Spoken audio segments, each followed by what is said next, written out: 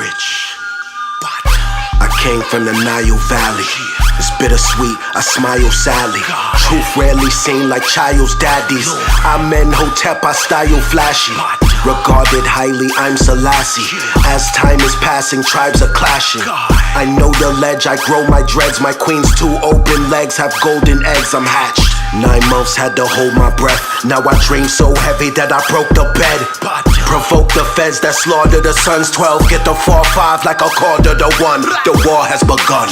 Latin for sun, the soul and melanites get more of the sun. We the fortunate ones. Got the God in the womb and the Lord in my come, and no more means love. Death is the source that I'm from. Everything that they do, we have already done. Self-taught, my ice a melt salt. Mine high price, I write and sell thought. I felt cloth, I cannot in cotton shopping. Aquaponic, chronic options. Botanizing pot concoction. Earth a thought, her twat is rotten. Knowledge of my art forgotten. Watch the conscious sovereign doctrine. Not dishonest prophet goblins. Boxing out the box, I'm boxed in. Black magic, black yoni, black phallus. How they turn kings and queens to crack addicts. How they make us lose our sight like bad glasses. They know we invented original mathematics. Black magic, treat home like at Sabbath. I can hear beautiful music and bad static. I attract cash in bags like that's Magnus. Last maverick, blast fast like Zab Jabbit. Black magic, black yoni, black. It's a pleasure to be back, Brother Rich, on this very beautiful occasion at this time that we're living in. It's nice to know that those of us that participated in 1995 at the Million Man March, some of us still living, some of us still here, and some of us are still carrying on those principles, man, that was given to us by Honorable Minister Louis Farrakhan and all of the speakers that spoke. So I'm glad to be here, Brother Rich. Indeed, indeed. And as for those who don't know, October 16th, 1995 was the historic Million Man March, the Holy Day of Atonement. I seen Farrakhan put up a post on Instagram, and I said, I got to talk to Professor Griff about this today, man. It was such a historic day. I was young at the time.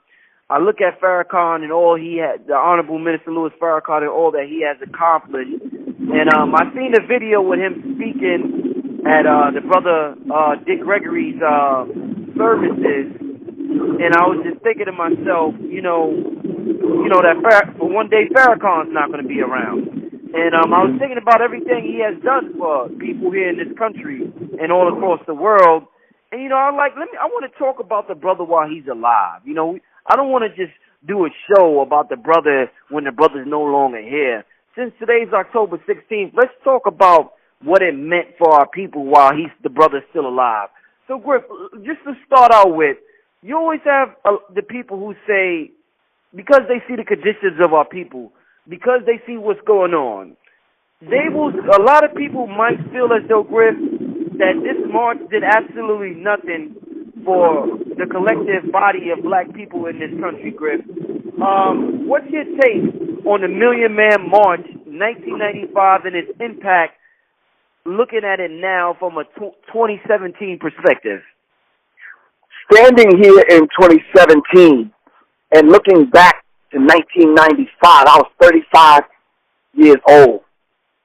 I was at the Million Man March, and to look at it now, I would say, Brother Rich, like I said a few minutes ago in the intro, I said some of us left there with instructions and carried those instructions out. Some of us that day made us real men. Some of us formed organizations. Some of us got married and turned back to the women that we were married to and or engaged to or just dealing with, all right, and became better men. We became better fathers. There was a whole bunch of things that happened as a result of that day. Internationally and globally, our open enemies saw that this man, the Honorable Minister Louis Farrakhan, under the guidance of the Most Honorable Elijah Muhammad and Master Farad Muhammad, brought 2 million people together. So it did so many things on so many levels.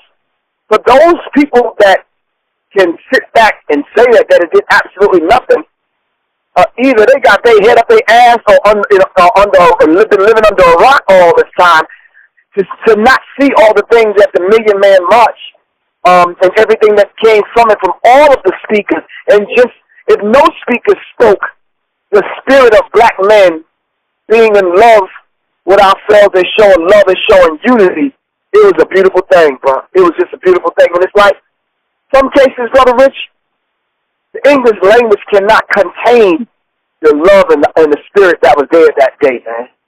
So I feel sorry for them people that didn't benefit something from the Million Man March 1995.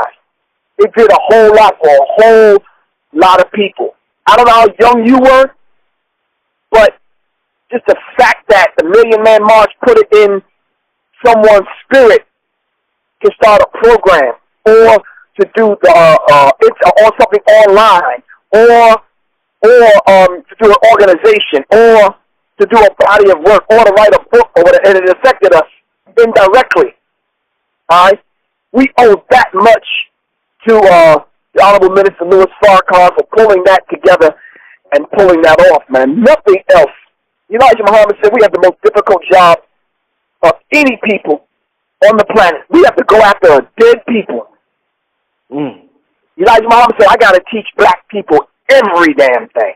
Well, he ain't say damn, but everything. Right. And that's sad when you got to go to a grown man and teach him how to use the toilet. You understand what I'm saying? So our job is very difficult. We have to wake up the dead. And those tools that we needed to wake up the dead, the Honorable Minister Louis Farrakhan gave us that day. Whether you was inside the Nation of Islam or not. I mean, do you think the brother gets unfair criticism? Some people feel as though he could have done a lot more in terms of building things for, communities all across the country. I mean, it's the brother, like you said, it's a real hard job.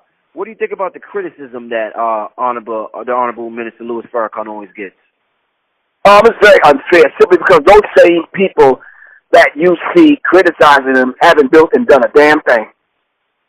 I mean, if you built something, then you can look over and say, okay, well, he hasn't done X, Y, and Z. But these same people never account for the stuff that he has done. And I can honestly say I'd say equally as half of the things that he's actually done that he never mentions. You understand what I'm saying? Right. I'm talking about, I can say that about several people that I know personally. The people that he's put through college. All right? The people that he's helped out on a personal level. And then not only that, who can turn a wild brother like me in my wild teens and early 20s into being a civilized man to the point where I was able to grow up and grow into this, me being Professor Griff and be on the front line for all these years, man. You know, no weak message, no weak man can make another man like that. It can help build another man, can help shape and mold other men. Now, it takes a man to do that. As a matter of fact, deeper than that, it takes God to do that, bro. You understand what I'm saying? So the criticism, the Holy Quran teaches us, be careful when a stranger brings you news. An unrighteous person brings you news, rather. We have to look at the person bringing the news. It's like, wow, bro, you criticize me, but what have you done? Right. And that's always the test. You're criticizing me, but let's see what you've done. A lot of people that even talk about me, I take their name down, and I go back to their Facebook page and their YouTube page, and these same brothers that criticize me, they got porn up, man. They got them smoking weed and all that kind of stuff. You understand what I'm saying? Right. And I'm like, wow, okay. So it's unfair criticism simply because no one has Minister Farrakhan, the Honorable Minister Louis Farrakhan, and he's worthy of us calling him honorable. So what the brother has done, he deserves to be called honorable. And some brother said to me, well, isn't that knocking the Honorable Elijah Muhammad out the box? No. The Honorable Elijah Muhammad is the most honorable Elijah Muhammad. You understand what I'm saying? It ain't nothing wrong with that. There's nothing wrong with that. But the unfair criticism, I just always take a look at the person criticizing, man. Mm-hmm. And the things that they say about him, wow, it's just, wow, let me tell you something, man. That brother has a spirit. I don't know, I've seen gangbangers crumble, man, and break down and cry in front of him. Yeah, man, yeah. I've seen the hardest of men just submit, man. I mean, it's something with the Honorable Minister Louis Farrakhan that make you become real humble, man. You understand what I'm saying? Mm-hmm. And it's not the FOI around him either. For real. It's just him as a man. And it's almost like really truly unbelievable that the spirit that the brother has. So to get criticism like that, I'm gonna be honest with you, man. I was on the feed the other day listening to him, and I'm seeing some of these Christians coming at him like, man, you would not dare do that in person. You understand what I'm saying? If it wasn't for the fact that I was on the feed, I said, man, I'm not gonna say nothing to these people, man. I'm like, I said one or two things like, yo, man, show some respect, bro. You better check yourself. Somebody on here check you. Mm-hmm. You understand what I'm saying? Right. It's like they pay lip service, man. And I asked the brother, I said, if you on here criticizing Minister Farrakhan while he's speaking, if you such a baby Bible babbler, and if you're a Bible thumper, why are you on here listening to the minister? Right. Don't listen to the white Jesus. They listen to you being up on here. But you see, they can't put out a flyer and get 10 people to come to they lecture or they talk. You understand what I'm saying? So they criticize the minister. And I think that's just unfair. But there's people like myself and other people that's not gonna fly with us. That's just not gonna fly, man. Plain and simple. I defend him like I would defend you, because I'm a defender of truth. I'm not wrapped up into the personality that you brother Rich from uptown. You understand what I'm saying? I'm like, nah, that brother has a decent platform, and he tells the truth and he puts information out there. Why are you calling him out his name like that? I mean, like, what's your problem? I mean, just talk. You understand what I'm saying? Indeed. Do you think, let me ask you this, Professor Griff, do you think we need another Farrakhan? Do we need another Malcolm X? Or is that what we needed at that time? But in 2017, we need something else at this time? Do we need another great speaker, another great leader like those brothers?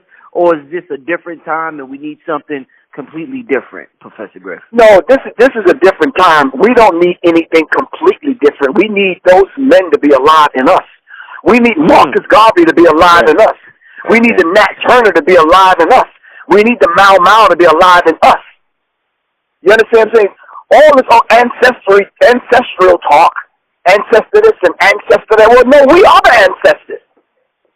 The ancestors speak to us from within us. I'm supposed to be Malcolm when you hear me. I'm supposed to be Huey P. Newton when you hear me, when you see me. You understand what I'm saying? So, no, we don't need to regurgitate that. No. The Holy Cross says, I will send saviors, plural, after my people. So, come on, man. Whether it's on a grand scale or just on a personal level. So, yeah. So I'm thinking, why can't I be and have the courage of a Minister Louis Farrakhan? What is wrong with that? What is wrong with me being the most honorable Elijah Muhammad and building farms and factories and schools and having an airport and all this other kind of stuff he built? There's nothing wrong with that. Right. We have to become. The whole idea of believing that's cool for a certain period of time. The whole idea of knowing is cool after a certain period of time. You have to start becoming. I am it. I am God having a human experience called Griff. When you hear me and see me, you should see Marcus Garvey coming back in the whirlwind, wrapped in the red, the black, and the green. You understand what I'm saying? You're supposed to hear Che Guevara. You're supposed to hear Patrice Lumumba. You're supposed to hear these brothers and sisters coming up out of us. So you think our people to this day we still have this Messiah complex, huh? Where we're constantly looking for a Messiah, huh? Yeah, we got the Savior complex, man. Savior, we're waiting that's what I meant. Yeah, that's what I meant. Savior, yeah. We are seriously waiting for somebody to float out of the sky, man, and save us, bro. And it's like, wow, for real, like, and even if that Savior came and he looked like Marcus Garvey, most of us would reject him. Tell me I'm lying. Mm. If the Savior came and looked just like Marcus Garvey, short, heavyweight, dark skin, kinky hair, most of us ain't accepting that kind of Savior. This is why Elijah Muhammad taught us of Master Farad Muhammad. Master Farad Muhammad came us to teach us not who he was, but to teach us who we are. And the scripture said he came in sinful flesh to condemn sin in the flesh. And we readily accepted him because they knew we had a sick mind. Mm-hmm. Master Farad Muhammad knew that we wasn't going to accept nobody's dark skin. Hmm. And that's just real. That's wise. Right. You understand what I'm saying? So we need to understand that particular dynamic, man, and deal with it for what it is, man. Deal with it for what it is. They celebrated when I was in Louisville, Kentucky, and I'm reading different things about Muhammad Ali and reading things about the funeral and, you know, the eulogy and this, that, and the other. And Elijah Muhammad's name was barely mentioned. Crazy. I was like, wow, he was just a regular old boxer until he got the teachings of the most honorable Elijah Muhammad. Malcolm X was a regular old jailbird, man, regular old thief, petty thief, and a pimp until he heard the teachings of the most honorable Elijah Muhammad. And I'm like, why do they play the messenger out like that? You understand what I'm saying? Yeah. And I think that's sad, man. How in the hell can I ever become great and the world know me and I not mention my teacher? How can I even mention in the history of Professor Griff? How can I not mention the people that got me to this point? How can I do history of Professor Griff and not mention Brother Rich and the Underground Railroad? That's all we've done. You understand what I'm saying? Right. That's critical, man. That's embarrassing, really, to tell you the truth. Mm-hmm. But Elijah Muhammad had a third-grade education until he met Master Farad Muhammad. We need to look at that and study that, man. Somebody waking you up like that. You understand what I'm saying? Mm-hmm. So, yeah, I'm just saying we need to, you're right, at the beginning of this broadcast, you said we need to talk about the man while he's alive. You understand what I'm saying? Mm-hmm. I've seen in certain instances Minister Farrakhan handle theologians and scholars in Islam, handle Christians and wrap them around his finger. Walk through that Bible, shoot, man, like he wrote it. Walk through that Quran like he mastered it. You understand what I'm saying? Mm-hmm. I was like, wow, I'm talking about a young Farrakhan. I was like, wow, I watched Mr. Farrakhan bench press 350 pounds. You understand what I'm saying? Man, you ain't gonna get no fly leader like that, man. And the brother handsome, you understand what I'm saying? Come on, man, I'm just being real. I'm not on the man's jock like that, but I'm saying, come on, man. If I had to pattern myself after someone, out of all of the revolutionaries and leaders I know, I'm like, come on, man. He's still standing. He's been speaking truth to power for a long time, man. He's been beating this beast and this devil back off of us for a long time. And we can't give the man the flowers while he's alive. Man, y'all stop that. Stop that, man. I think I asked you this question in the first year we started doing this show together. I want to ask you it again, and I think it was in reference to the Honorable Minister Louis Farrakhan. There's this thought in our minds that in order for Farrakhan to be alive so long, to make it to this age, he has to be an agent. Because the greats die young, Griff. Malcolm died young. Khalid died young. If you're great and you're really doing something, Griff, you're going to be dead by the time you're 50 or before you hit 60 or in your 20s or in your 30s. What would you say to that? How would you respond to that type of mentality that because he lived for such a long time, he had to sell out somehow, Griff. He had to get down with the Illuminati somehow, Griff. What will your response to that be? I say that's a sick-ass way of thinking because what makes you think they don't kill the agents? Mm-hmm. So agents live long? Name me one. Agents don't live long like that. Once they're through with you, they're done with you. They put a bullet in you. Mm. You understand? Or they poison you. That's just real dynamic. So the thinking now is if you want to live After you speaking against the government, if you want to live, you have to be an agent in order to live. That is so sick. By that kind of thinking, Brother Rich, you mean to tell me them same people that think that way think that Allah, God, is less powerful than the white man? This is what they're actually saying when they say that. Right. Allah is not well equipped to keep his man, the Honorable Minister Louis Farrakhan, alive and away from the white man.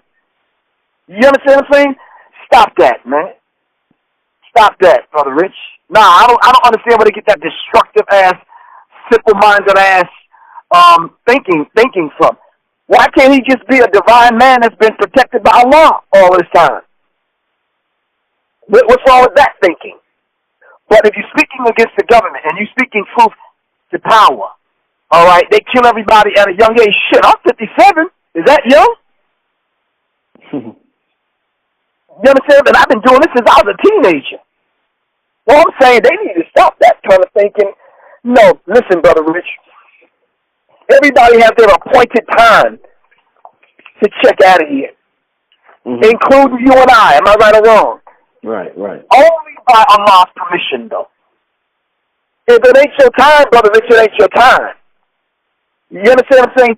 We know some drunkards. We know some people that dealt drugs. We know some prostitutes. We know some pimps, some hustlers, some people that have been robbing and stealing all their life, and they've cheated death. Am I right? Oh. Yeah. It's not their time, Brother Rich.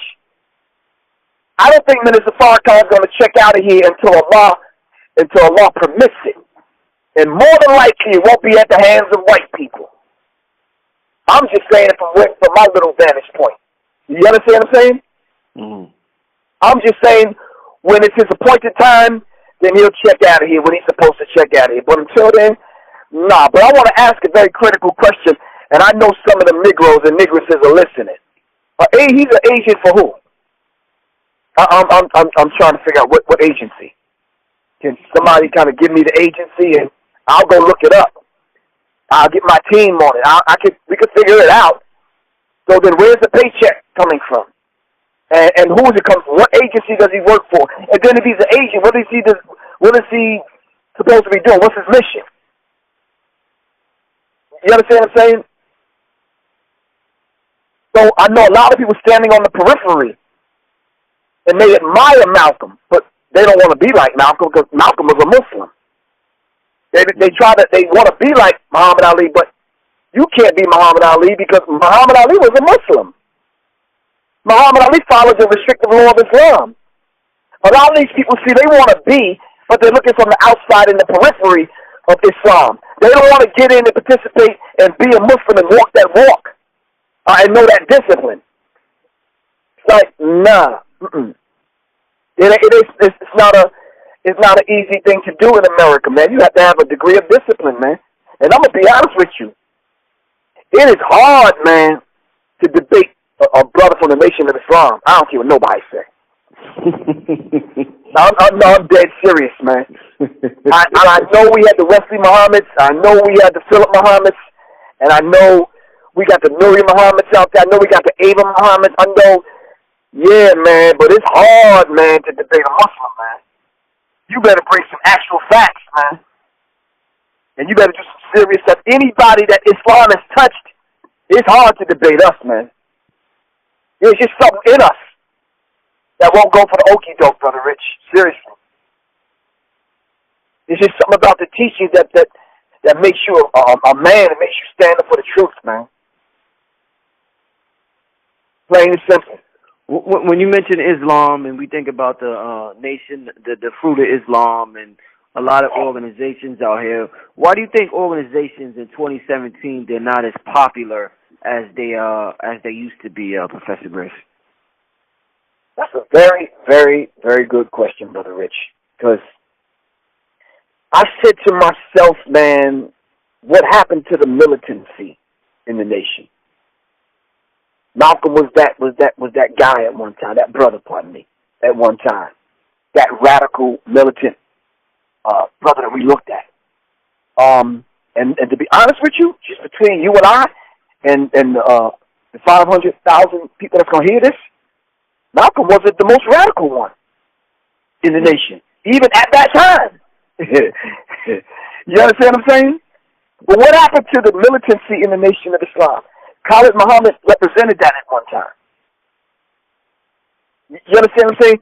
Where is the militancy that attracts the young soldiers and helps to bring them, take them off the street, man?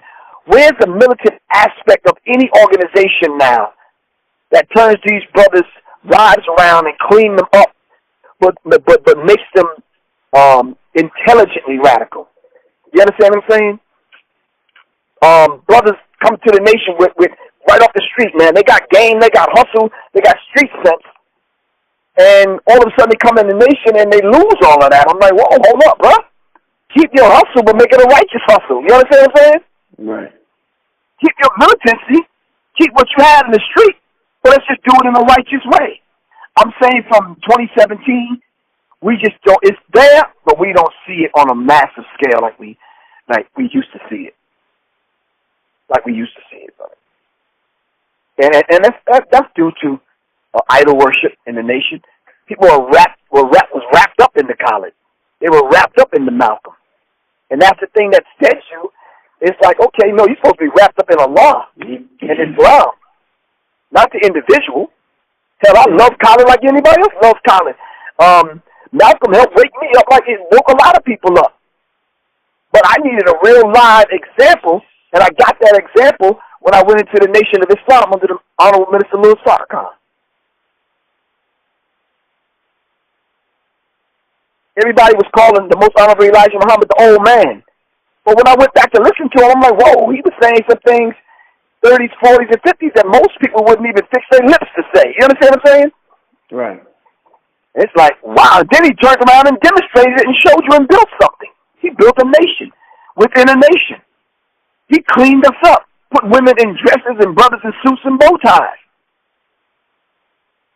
And I was like, wow, okay. Yeah.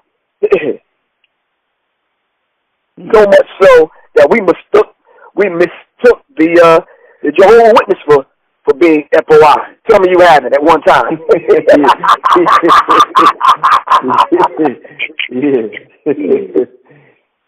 Jehovah's Witness come knocking on the door. You thought it was FOI. It's so like them. That's like, what?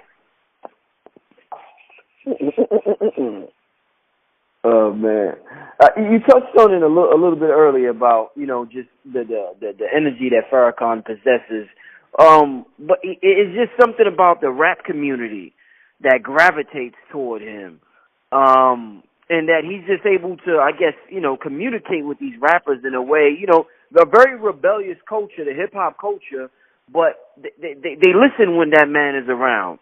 They're open ears when that man is around. How can we do that, man? How can we get the youth's attention and have them listen to the way Farrakhan does, Professor Griff? Because it seems like this brother's effective. He got a formula that works, and we want to emulate it, but people just can't do it like how he does it. Yeah, he's a divinely guided man. That's all I can say about that, man. And I'm laughing because, man, just to be in the man's presence, and I've been in his presence over half a dozen times, and it's like, man, it's just something to witness, man. It's just, yeah, it's truly something to witness. But to answer your question directly, I think we have to submit ourselves to a teaching, to a set of divine instruction like he did, to the way of living your life like he had. You understand what I'm saying? And in order for us to affect young people in that way, I mean, I've seen 2 Chainz and Snoop and T.I. and all kind of people, man, humble themselves, man. I mean, you understand what I'm saying? You're right. There's something about the Honorable Minister Louis Farrakhan's spirit that makes these brothers be quiet and pay attention and don't offer him any lip service, man. It's just something I can't, if I could find the words to put together, I would call it for what it is, man. But, man, bro, I don't know. That's that same spirit that he put in all of the FOI that made us do the things that we did. That's that same spirit that Public Enemy was riding off of. You understand what I'm saying? I'm talking about a young brother, Brother Richard 3X, that was in Mosque number 7 in New York, that roared out of there and got with Chuck and the rest of the brothers and put together Public Enemy. That's that same spirit, man. Mm-hmm. That's why Chuck said, Farrakhan's a prophet, and I think you ought to listen to what he could say to you. What you ought to do is follow for now, power what the people say. You understand what I'm saying? That was that spirit. You understand what I'm saying? And that has to be duplicated in every single one of us if we're truly going to make a concerted effort to go after our people and save our people, man. He says Elijah Muhammad, Master Farad Muhammad made all of us fishers of men. We got to go get our brothers and sisters and take them out of the hands of our open enemy. Take their mouths out of the white man's kitchen. Take their minds out of the white man's education. All right? Because most of us, as Dr. Khalid Abdul Muhammad says, have you forgotten that once we were brought here, we were robbed of our names, robbed of our language. We lost our religion, our culture, our God, and many of us, by the way we act, we even lost our minds. Most of us have lost our minds in white America. Most of us. And we paid lip service to those brothers and those sisters that Elijah Muhammad made and sent among us, but secretly admiring them. Come on, man. Last question I got for you, Griff. For some reason, you know, there's so much information, fancy information out right now because of the internet. People have access to things they didn't have access to 15, 20 years ago. A lot of brothers came from the nation. You came from the nation.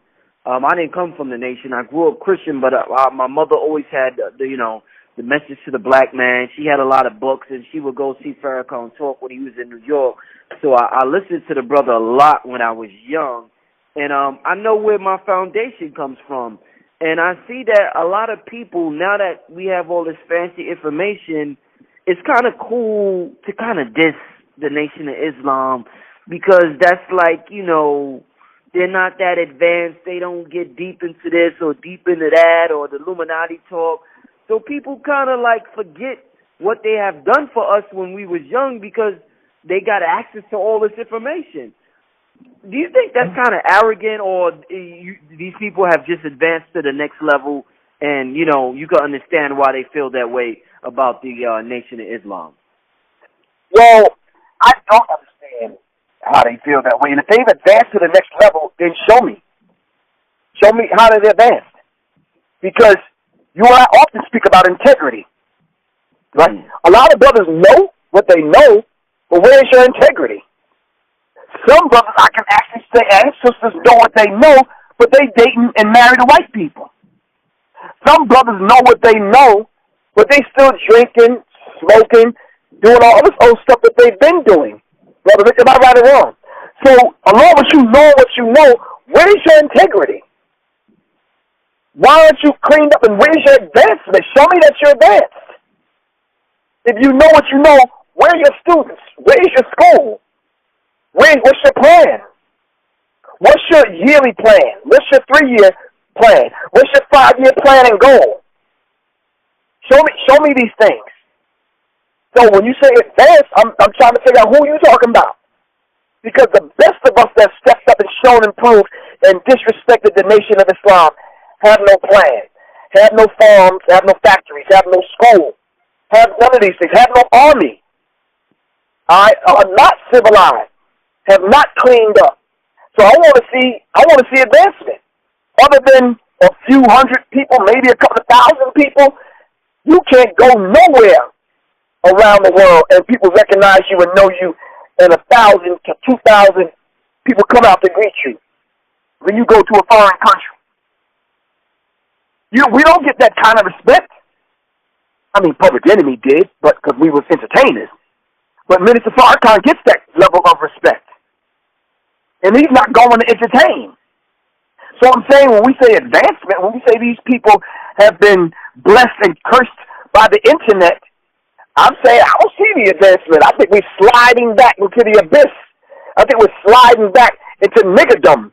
I think we're sliding back And we're walking around here with facts, but these facts are not causing us to clean our lives up to the point where we're taking care of ourselves, our wives, and our children. I'm curious, where is the advancement?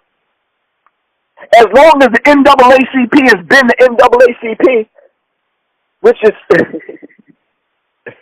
National Association for the Advancement of Colored People. I don't see so many colored people advance. Do you? Where's the organization of colored people that have cleaned our people up and have done something for our people? I don't see it, Brother Rich. So if these people got superior knowledge than what the Honorable Minister Louis Farrakhan have and the brothers and sisters inside of the nation, step up and show and prove. And let me hear your actual facts. Most of what Elijah Muhammad gave the Honorable Minister Louis Farrakhan, most of what Master Farad Muhammad gave the Honorable Elijah Muhammad has not been taught yet. And then Minister Farrakhan trying to find different ways and different means to reach our people might have to reach outside of the supreme wisdom in order to reach our people. I'm not making an excuse. I'm just saying desperate times call for desperate measures. You understand what I'm saying?